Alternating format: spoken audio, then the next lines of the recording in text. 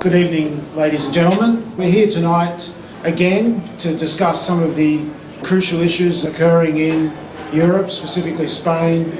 We've all heard the news over the last few years of the impact of the GFC, austerity and a whole range of other issues on southern Europe.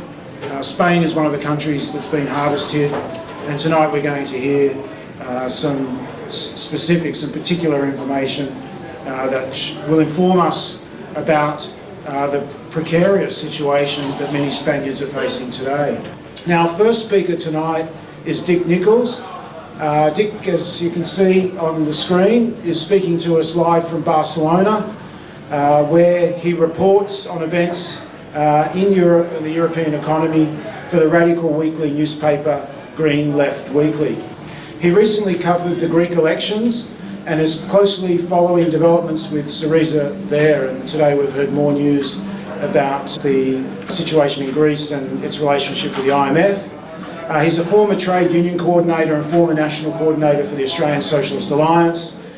He has been active in socialist union and environment movements since the 1970s. I also know of Dick from the reports that he gives on 3CR Solidarity Radio on Saturday mornings from time to time, and I'm sure tonight he will give us a very lively account, a very informed account of events in Spain. So if we could just welcome Dick, please.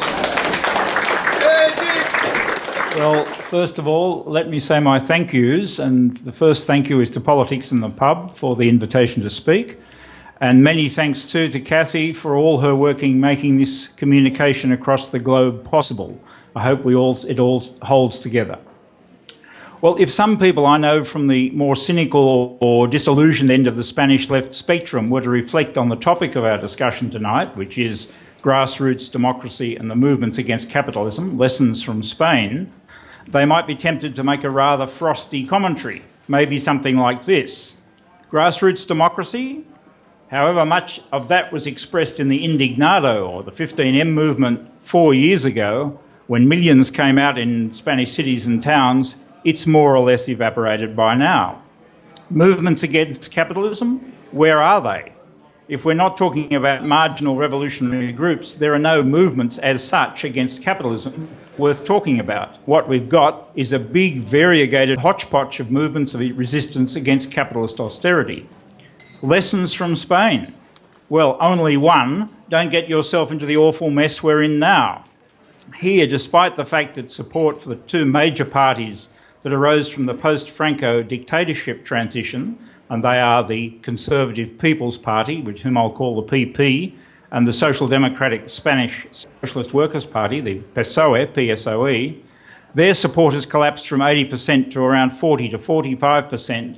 Despite that, no clear alternative for government, for a progressive government that fights against capitalist austerity instead of implementing it, is yet on the horizon.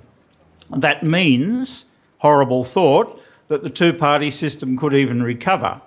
Or, and this does in fact look more likely, the political establishment in the Spanish state will have time to organise its spare wheel party, which is called Citizens. This is a supposedly civilised alternative to the corrupt, socially reactionary and semi-clerical PP.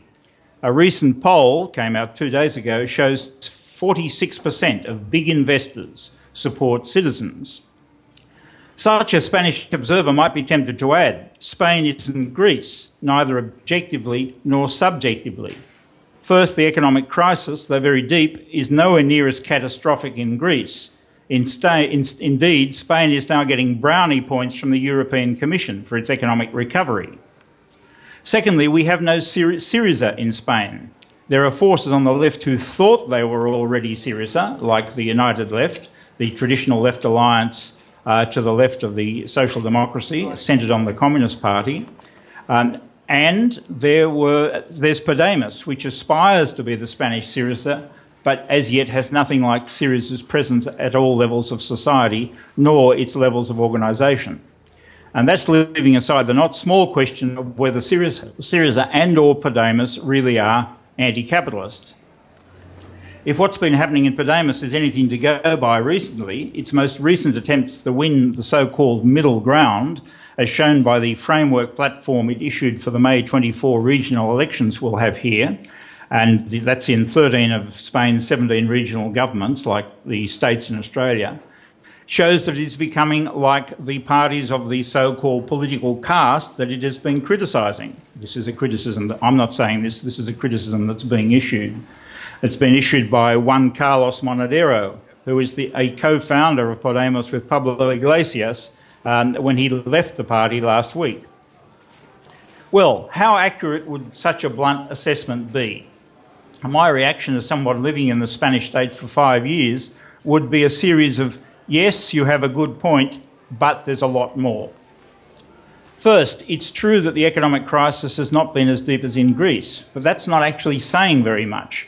The criminal shrinking of the Greek economy by the bailout conditions imposed by the Troika, the European Union, the European Central Bank and the International Monetary Fund, has in effect set a record that will last for decades, because we've seen a shrinkage in the Greek economy and in Greek salaries greater than anything that ever happened in the Great Depression. However, Spain shares with Greece a youth unemployment rate of over 50%. Not surprisingly, one of the organising groups for the Indignado movement was called Youth Without a Future, and is being subject to the same Eurogroup austerity recipes as Greece and as Portugal and Ireland. What's more, the demolition of worker and trade union rights that the Syriza government is refusing to accept in its present negotiations with its Troika creditors is already underway in Spain, with such horrific results like €2 an hour wages and your rights at work that have simply vanished. The Spanish economic crisis didn't generate the 30-plus general strikes we saw in Greece, but it generated the massive outpouring of popular outrage that was the Indignado movement. And that was also driven by some specifically Spanish horrors, like the taxpayers' €61.2 billion bailout of the collapsed banking system, and was done this way to prevent a repetition of a Greek, Portuguese or Irish-style Troika memorandum in Europe's fifth largest economy. These policies, especially the oxymoronic expansionary austerity introduced from 2010 by the Troika, and which in Spain produced a notorious constitutional amendment that put repayment of interest on government borrowings above all other priorities, all other budget priorities, and that amounts to €35 billion annually, has devastated society and economy in the Spanish state. It has also produced a massive social resistance, including famous forces like the Mortgage Victims Platform, the White and Green Tides, that is the movements of public health and education workers and users against the privatisation of services and the truly brutal cuts to funding, such as the 20% cut we've had over 5 years here in health spending. But differently from Greece, these tides, in which mass assemblies of workers involved, replaced or worked in parallel with existing trade union structures, have had two major victories. There was the white tide of health workers in Madrid, which practically stopped all PP government privatisation of the health system. And there was the green tide of teachers on the Balearic Islands, that's Menorca, that put an end to the crude attempts of the local PP government to replace the Balearic variant of Catalan as the language of school instruction and replace it with Castilian, that is Spanish. The Mortgage Victim Platform is Spain's most respected social movement, self-organising the resistance of families marked for eviction by the banks and putting the whole question of the real estate finance sector nexus in the forefront of political consciousness. Indeed, you could say that their slogan, which is "Rescue people, not banks," has become the motto of the present stage of social resistance and breakdown of the old two-party system. If people want to get a feel for what their work is like, their website, which you just have to Google Mortgage Victims Platform, and there's a new documentary in English which describes a month of their work in Barcelona in March last year. Well, it is these new movements that sprung into being outside the traditional organisations of the working class, especially the rather bureaucratised Spanish trade union confederations, which gave up, and they just gave up on organising resistance after a few national days of action in 2010, but it has given Spain its most recent experiences of mass grassroots democracy. I don't have time to convey here the extraordinary richness, complexity and contradictory dynamics of these movements, but here's a quick summary of their main impacts. First, they schooled a whole new generation in political action, revived older generations of activists and created a political culture that drew on and updated very Spanish left traditions, like what is called assemblyism, which is decision-making by open mass meetings of the people involved. They created a huge, often exhausting debate about what a democratic decision actually is, and the pros and cons of 100% consensus, partial consensus, simple majorities, etc. At bottom, this has not been a technical debate, but about how to create a new legitimacy, a new democratic legitimacy against the institutions and the parties produced by the 1978 compromise settlement between the dying Francoist dictatorship and the anti-dictatorship forces. Secondly, these movements have inspired the growth of new forms of struggle to fill the vacuum left by the default of the traditional trade union confederations. In particular, they helped the emergence of the marches for dignity, for bread, work and a home that led to 1 to 2 million strong convergence in Madrid in March last year. Thirdly, they forced everyone on the left who is looking for solution to the great unresolved problems of democracy in the Spanish state to rethink them in relation to this new upturn in social resistance. The most important is the right of nations in the Spanish state to self-determination, most immediately in the case of Catalonia, which will have an election as a referendum on September the 27th, and that because Madrid has refused to authorise a Scottish-style referendum. These questions also include the issue of a new constituent process, which would allow people to decide whether they want to retain the buffoonishly corrupt Bourbon monarchy, whether they want to retain a voting system that aims to entrench two-partyism, and a host of other issues left over from the compromised and half-completed transition to democracy. These movements also posed an exacting test for the practice of the already existing left, the institutional left opposition, if you like, about what in their methods and culture of decision-making and candidate pre-selection had to be changed. The left that was most affected by this challenge was the All-Spanish United Left and EQUO, which is the name of the Green Party here. But the challenge also percolated through to those left nationalist and left regionalist organisations who may have thought themselves immune from any all-of-Spain tendencies, like the Basque nationalist left and the regional nationalist left in Aragon. Latest polls in the Basque country, in fact, show Podemos as the second party after the right-wing Basque nationalist government, Basque Nationalist Party, which is in government, ahead of the left nationalist EH Bildu.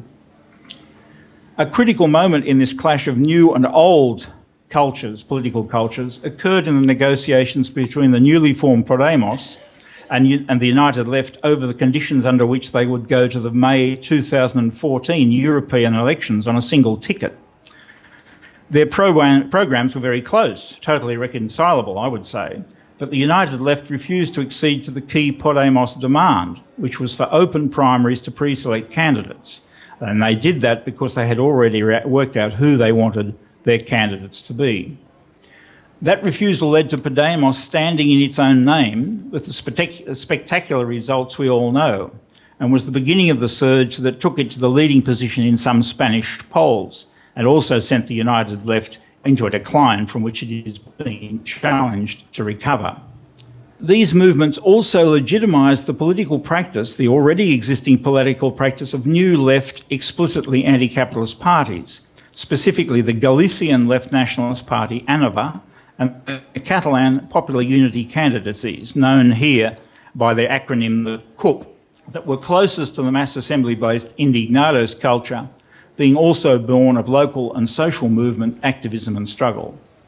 This was in contrast with the older left that had its roots in the anti-Franco struggle to the 60s and 70s, and which has been in Parliament and regionally even in government with the social democracy in the years since. And finally, these movements demonstrated that again, surprise, surprise, that united we win, divided we fall, a lesson that has had a positive spillover effect in the left party political sphere. For example, in the May 24 municipal elections that I've already mentioned, we will be seeing a swag of united left tickets, most importantly, the Barcelona Together ticket in this city. However, the very success of this mass, grassroots, multifaceted movement of protest, which was absolutely necessary if austerity was to be confronted, increasingly dramatised another question, which they themselves could not meet. And that is the issue of giving political voice to anti-austerity social majorities and of creating a power, and indeed a government, pledged to create a socially just, democratic and ecologically sustainable alternative. For all their national differences, that political challenge is posed in all the European peripheral countries, and where the challenge is being failed, as would seem to be the case in Portugal, social democracy and even the right wing, now posing in an anti-austerity or post-austerity garb, can make a comeback. From the viewpoint of the Spanish state, Syriza's trajectory in Greece, which saw that coalition formed in 2004, then take a lead in the anti-austerity struggles from 2010 onwards, then take a majority of PASOK, that's Social Democratic votes in the May 2012 election, then take Greek Communist Party and more PASOK votes in the June 2012 election, and then emerge victorious in January this year. All that, frankly, looks, from the Spanish point of view, a bit like a stroll in the park. It was anything but that, of course. But there can be no even roughly similar repetition in any of the other European states, especially Spain, that are affected by austerity. And that's true not the least because the European capitalist establishment is hell-bent on preventing that repetition, Syriza, another Syriza, and on taming or destroying the Syriza government itself. Just as in the January Greek elections, the Spanish political battleground is just as much about Europe as it is about Spain. It's about stopping the spread of anti-austerity sentiment, about proving that it's really true that, quotes, there is no alternative, in the name of austerity, in the name of the competitiveness of big European, predominantly but not only German, capital. So, what is the battlefield situation here today? First, the emergence of Podemos gave a political voice to millions who did not feel represented by the old parties of what they call the caste, even if that description was often unfair to the United Left, which has many honourable actions to its credit over the years, like, for example, it organised the mass opposition to the Spanish participation in the Iraq War. The emergence of Podemos was also confirmation that the United Left's leadership delusion, unfortunately, that it was already the Spanish Syriza, was just that, a delusion. Secondly, however, the construction of Podemos has been along lines quite different from the grassroots democracy of organisations like ANAVA and the CUP, and increasingly parts of the United Left who are learning from the experience of recent years. Podemos, whose decision-making process is based on online voting by a membership that is in majority passive, a membership of 300,000, is in fact a highly centralised operation that is in many ways the polar opposite of the grassroots democracy of the Indignados. How much it actually has to be that, how much that is unavoidable, and how much this structure is leeching life from its local circles, that is, its branches, is the subject of debate and struggle within Podemos itself, which I don't have time to cover here, but which we should note are inevitable in such a formation. Why is that? That's because Podemos has to do four very difficult things. First, it has to be an adequate and convincing electoral alternative and engage in a winning battle on three fronts. Against the PP, well, that's pretty easy given the degenerate state of the government. against citizens, which is trickier because they've borrowed 40% of the Podemos rhetoric in order to portray what's actually radical in the Podemos program. And also, and I think this is most difficult of all, the social democracy, the PSOE, whose central line is that they alone remain the only practical governmental alternative to the PP, especially after their win in the snap elections in Andalusia in March. The second thing Podemos has to work out and confront is the link, how to link the electoral struggle and balance it with the struggle, the ongoing but now much more muted social struggle, but still obviously necessary social struggle. Thirdly, it has to overcome the inherent backwardness and Spanish centralism of much of the Spanish left, a relic of the hegemony of Stalinism that was established in the Spanish Civil War, especially on the most fraught question of all here, which is the right of self-determination of the Iberian nations that make up the Spanish state. Through all this, Podemos has to overcome, in real practice and not with rhetorical noise and rhetoric, the old Spanish political culture of clientelism and jobs for the boys, and not a few girls these days. This is much easier said than done, as the establishment of a new party with up to 30% in the polls has attracted swarms of politically undesirable elements to it. In the overheated and volatile atmosphere that we are living through in Spain today, support for all parties is rising and falling with unprecedented speed. The latest polls give the PP, PSOE, Podemos and Citizens about 20% each. So we have a quadripartite system with the rest of the vote divided among the old alternative left, the old alternative right and various nationalist parties.